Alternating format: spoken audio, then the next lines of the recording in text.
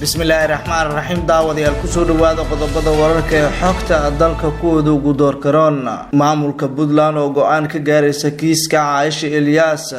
wararkii ugu dambeeyay ee qorshaha lagu afgambinayo xaaf iyo siyaasiyiinta beesha Habargidir oo digniin bixiyay ciidamada dawladda oo la wareegay deegaano ku dhow marka qaramada midoobay oo tababar u soo xirtay xubno al-shabaab hore u ahaa ku dhawaad 10 qof oo lagu dilay gobolka Hiiraan wasiirka arrimaha gudaha xukuumadda Soomaaliya oo la kulmay madax ka tirsan maamulka Ahlusunna wal Jamaa gudoomiye Mahad Cabdulla Cawad oo lagu soo dhaweeyay gudaha magaalada Tani Muqdisho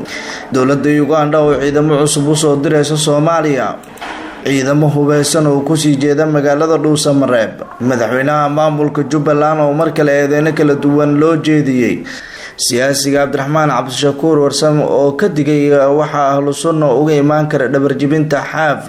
wararka dibadda warbaahinta xogta dalkan idinku soo gudbin doonana waxa ka mid noqon doona hogaamiyaha mucaaradka wadanka Liibiya oo markale sheegay in magaalooyin Benghazi iyo magaalooyin kale ay la wareegi doonaan intaad maqasheen daawadayaal waxay ahaayeen qodobadii ugu door corona warka warbaahinta xogta dalka daawadayaal iminkadana waxaad u diyaar garowdaan warkii oo haddii aad ku cusub tahay warbaahinta xogta dalka noo saar subscribe isla markaana furo gambaleelka like iyo share kana noogu dadaal mahadsanidin aan ku bilaabo madaxweynaha maamulka Galmudug Axmed Ducaale Geele Xaaf ayaa waxa uu ku dhacay dabin lama filaan ah faahfaahin dheeraad ah ayaa ka soo baxay kulamo saacadihii la soo dhaafay ka dhacay magaalada Dhuusamareeb ee xarunta gobolka Galgaduud kulamadani oo ahaa kuwa isdaba joog ah ayaa waxa yeeshay madaxa xukuumadda Galmudug Sheekh Maxamed Shaakir Cali Xasan iyo wasiirka arrimaha gudaha xukuumadda federaalka Soomaaliya mudane Cabdi Sabriye Maxamed wararka qaar ayaa sheegaya in labada dhinac ay ka wada hadleen xaaladda Galmudug gaar ahaan arrimaha doorashada maamulkaasi ilo ku dhow kulamadaasi ayaa waxa warbaahinta xogta dalka u sheegeen in Shaakir iyo Sabriye ay isku afgarteen inta badan waxyaabihii ay ka wada hadleen dowladda Soomaaliya ayaa u muuqata in ay dabin lama filaan ah u dhigtay madaxweyne Xaaf isla markaana uu ku dhacay sidoo kale dowladda ayaa wado qorshe ay kula yeelanayso Ahlusunna wal Jamaa dhinaca kale Xaaf ilaa iyo hadda wax dhinacyada isku haya siyaasad Galmudug ayaa kala taagan qir waxaana xaaladdu ay isku sii daraysaa markii ay dawladdu ay ku dhawaaqday in la qaban doono doorashada maamulkaasi wararkii dambeeyay ee ka imaanaya magaalada Dhuusamareeb ayaa waxa ay sheegayaan in dadaal xoogan lagu arinsanayo xiisada ka aloolsan halkaasi looga yeelanayo kulamo kala duwan inkastoo weli fikirkiisa uu ku dhagan yahay madaxweyne Axmed Ducaale Geele Xaaf oo diidan in haatan doorasho uu galo maamulkiisa waxa sidoo kale xildhibaano ka soo jeeda beesha Habargidir ay saacad u sheegeen in aanan marraba loo dulqaadanaynin waxyaabaha taagan sida aan xogta ku helayno siyaasiyiinta iyo xildhibaanada ka soo jeeda beesha Habargidir ayaa xalayto la xiriiray gudoomiyaha guud ee Ahlusunna wal Jamaa ee gobolada dhexe Sheekh Macalin Maxamuud Xasan oo uguna digay inuu aamino dawladda dhexe siyaasiyiintaana ayaana waxa uu sheegay in Macalin Maxamuud in markale dawladda meesha ay ka saarto Xaaf ay ku soo jeesan doonto Ahlusunna wal Jamaa ayna dagaal siyaasadeed ay ku bilaawo doonto dhinaca kale waxa wali magaalada Dhuusamareeb ay dhibaatooyin kala duwan laga soo sheegaya iyadoo ciidamo aad u fara badan ay halkaasi ay gaarayaan oo ka socda madaxweynaha maamulka Galmudug Axmed Ducaale Geele Xaaf siyaasiga Cabdiraxmaan Cabdishakuur Warsame ayaa waxa uu ka digay Ahlusunna in ay markale dhabarjibin ay ku sameeyso madaxweynaha maamulka Galmudug Axmed Ducaale Geele Xaaf siyaasiga Cabdiraxmaan Cabdishakuur Warsame ayaa ka digay qorshaha ay wado dowladda federaalka Soomaaliya xilka loogu tuurayo madaxweynaha maamulka Galmudug iyadoona laga shakisan yahay in kooxda Ahlusunna ay xiriir wanaagsan ee hadda dowladdu ay la yeelanayso Cabdiraxmaan Cabdishakuur Warsame ayaa qoraal uu soo dhigay Facebook-giisa uga digay Ahlusunna inay aaminto filla Soomaaliya waxana uu sheegay in marka Xaaf la tuuro lagu soo jeesan doono hoosna laga tuuri doono in gibi ahaanba Ahlusunna meesha laga saaro heshiiskii Jabuuti ay ku gaareen Galmudug iyo Ahlusunna in la meel mariyo qodobadiisa lagu adkaysto ayaana lagu ballamay madaxweyne Xaaf in badan ayna filla Soomaaliya isku dayday inay hesho gooni sidii loogu saari lahaa gibi ahaanba qayb ka mid ah deegaanada maamulka maamulka galmudug. fila Soomaaliya ayaa waxay isku dayeysaa in ahlu sunna ay miiska u saarto wixii uu shalayto xaaf ka diday, iyadoona ujeedka uu yahay in labada dhinacba la kala dilo sharciyada iyo sidoo kale wadajirka galmudug cirka lagula galo si inta ay taladu ay faraha kaga baxdo, sida uu sheegay siyaasiga Cabdiraxmaan Cabdishakuur Warsame ayaa waxa kale uu tilmaamay in talaabo kasta oo la qaadayo ay noqonayso mid danta shacabka si gaar ah looga fikiri doono.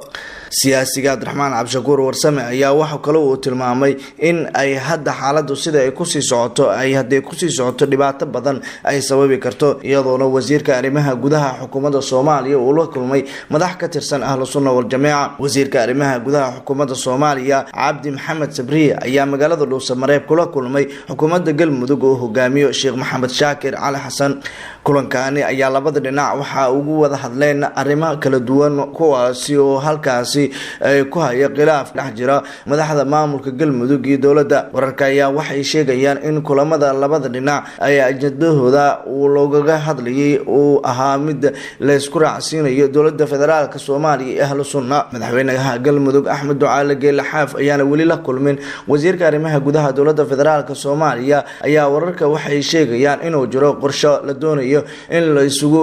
soo hor fariisto labada dhinac ayna wada hadal yeeshaan, taasi oo wado wasiirka arrimaha gudaha xukuumadda federaalka Soomaaliya Cabdi Maxamed Sabriye. waxaa taasi sidoo kale madax fara badan ay hore u sheegeen in dhibaatooyinka qaybo kamid ah galmudug ka dhici kara ay noqonayso mid ay dowladda federaalka Soomaaliya ay ku lug yeelanayso. qaramada midoobay ayaa tababar u soo xirtay xubnaha al-shabaab ahaa ilaa iyo 126 xubnood oo horey uga tirsanaa kooxda al-shabaab balse kasoo goostay ayaa tababar dhaqan celin ah loogu xiray magaalada Baydhabo ee xarunta gobolka Baay. xubnahani oo u badnaa dhalinyaro ayaa waxaa sidoo kale la baray farsamooyin kala duwan oo ay ku maareyn karaan noloshooda. tababarkani ayaa waxaa iska kaashaday Jarmalka iyo sidoo kale hay-adda IOM iyo xafiiska qaramada midoobay u qaabilsan arrimaha Soomaaliya. munaasabada qalinjibinta qaramada midoobay u sameysay dhalinyaradani ayaa waxaa ka qayb galay mas'uuliyiin ka tirsan maamulka Koonfur Galbeed Soomaaliya iyo madaxdii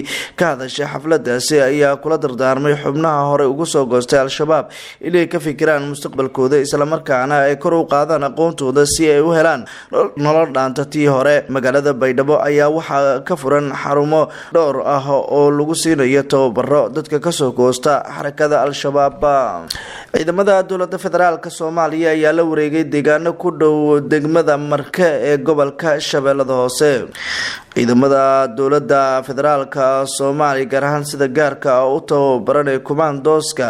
ayaa la wareegay qaybo kamid ah degmada Marke ee gobolka Shabeellada Hoose. ciidamada dalab ayaa waxa ay howlgalo baaritaana waxa ay ka sameeyeen qaybo kamid ah degmada Marke deegaanada hoostaga ee la yiraahdo Ceel Saliin oo 20 kilomitir dhanka waqooyi kaga beega magaalada Marke. howlgaladani ka soconaya deegaanada ka tirsan gobolka Shabeellada Hoose gaar ahaan degmada Marke ayaa salka ku haya sidii godoominta looga bixin lahaa magaalada Marke. ciidamada dowladda ayaa horey u la wareegay deegaano badan oo ka tirsan gobolka Shabeellada Hoose, iyadoona sidoo kale ciidamada maamulka Koonfur Galbeed Soomaaliya iyagana dhankooda howlgalo kala duwan ay sameynayaan. waxaana taasi ay u muuqataa in maalmihii ugu dambeeyay ay isbedelo kala duwan ay sameynayaan. gudoomiye Mahad Cabdulla Cawad ayaa maanta lagu soo dhaweeyay gudaha magaalada Tani magaalada Muqdisho waxaa dib ugu soo laabtay gudoomiye ku-xigeenka labaad ee golaha shacabka baarlamaanka Soomaaliya oo safar uga maqnaa dalka dibadiisa. garoonka diyaaradaha Aadan Cadde ayaa markii uu soo gaaray Mahad Cabdulla Cawad waxaa ku soo dhaweeyay wasiiro xildhibaano ka tirsan golaha shacabka baarlamaanka iyo xubno kale oo ka tirsan dowladda. gudoomiye ku-xigeenka labaad ee golaha shacabka Mahad Cabdulla Cawad ayaa waxaa maalmihii la soo dhaafay safar uga maqnaa dalka Turkiga halkaasi uu kula soo kulmayay madax ka tirsan dalkaasi isla markaana ay ka wada hadlayeen arrimo kala duwan. sidoo kale Mahad Cabdulla Cawad ayaa waxa uu u mahad celiyay wasiirada iyo xildhibaanada maanta ku soo dhaweeyay gudaha magaalada Tani Muqdisho ee caasimada Soomaaliya. dowladda dalka Uganda ayaa waxa ay ciidamo cusub soo direysaa gudaha geeyiga Soomaaliya. saraakiil iyo ciidamo booliis oo tiradooda ay tahay 160 askari ayaa la filanayaa in Uganda ay u soo dirto Soomaaliya dabayaaqada bisha soo socota ee Julaay. ciidankan ayaa waxa loo soo tababaray howlaha nabad ilaalin diyaarinta muddo hal sano ah kaasi oo bilowday bishii Juun 19 sanadkii hore waxaana la soo gabagabeyn doonaa berito oo bisha Juun ay tahay 23 tababarkaasi ayaa waxa uu qaatay dugsiga tababarka ee booliska ee Kabele ee ku yaala degmada Mazinda ee galbeedka dalkaasi taliye ku-xigeenka booliska Uganda General Sabtina Muyusaya oo shalayto la hadlay ciidankaasi ayaa waxa uu booriyay sidii ay mar waliba loo baahan yahay in isbedel ay u sameeyaan Soomaaliya ay uga qayb qaataan sidii nabadda Soomaaliya loo ilaalin lahaa waxaana mas'aakiishani ay sheegeen in talaabo kasta oo la qaadayo ay noqonayso mid danta shacabka iyo isbedelka ammaanka caasimadu noqon doonto ciidamadan la tababaraya ayaa sidoo kale waxa la sheegay in ay awood kasta looga baahan yahay ay sameeyaan talaabo kastana ay noqonayso mid awoodda Soomaaliya kor loogu qaadi lahaa dowladda Uganda ayaa waxa ka jooga ciidamo aad u fara badan kuwaasi oo Soomaaliya ku ka joogay yihiin kuwa aad u fara badan taasina horay ay dowladda Uganda u sheegtay in ay doonayso in xaalad kasta ay ka hortagto dhibaatooyinka mararka qaarkood bulshada la soo gaari karo Puntland maamulka Puntland ayaa go'aan ka gaaraysa kiiska Caaisha Ilyas maxkamadda racfaanka magaalada Garowe ayaa fadhigeedu ugu horeeyay maanta ka yeelanaysa kiiska marxuumad Caaisha Ilyas aadan oo kufsi dil loogu geystay gudaha magaalada Gaalkacyo ee xarunta gobolka Mudug maxkamadda ayaa go'aan rasmi ah ka qaadan doonto kiiskani oo loo haysto ilaa 3 nin oo horay ugu soo xukuntay maxkamadda darajada koowaad ee magaaladaasi dil qareenada difaacaya eedeysanayaashaasi ayaana horay racfaan ugu soo qaatay xukunkaasi 3 eedeysane ayaana kala ah Cabdi Fataax Cabdiraxmaan Warsame iyo Cabdisalaan Cabdiraxmaan Warsame iyo Cabdishakuur Maxamed Dhige maxkamadeynta ragaani ayaa marar badan dib ay u dhacday taasi oo si dheereynayso in la soo afjaro kiiska Caaisha Ilyas lama oga in maxkamadda racfaanka ay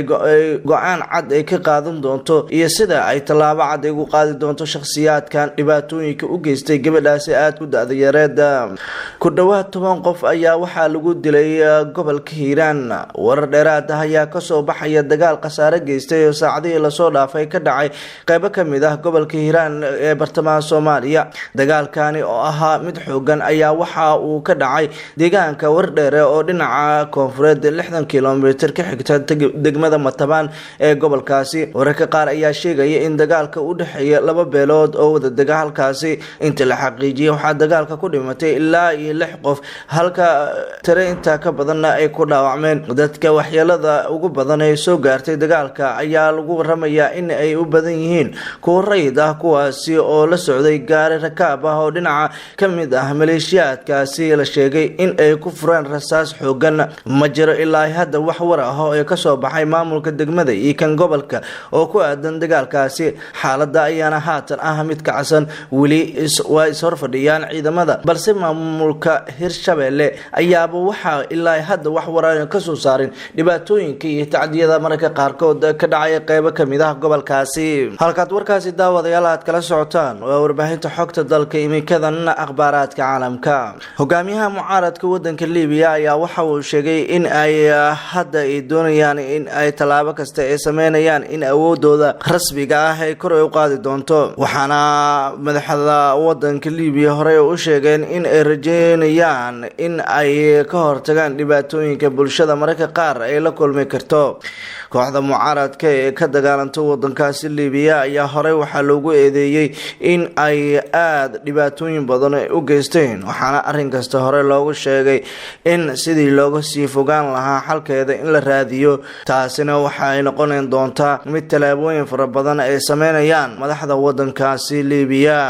warkii dunida daawadayaal aad ka daawanaysay warbaahinta xogta dalka waana inta hadaba daawade hadii aad ku cusub tahay warbaahinta xogta dalka noo saar subscribe like noo dheh share noo dheh sidoo kale gambaleelka furo sidii warkii ugu dambeeyay ee Soomaaliya ay kugu soo dhacaan mahadsanidin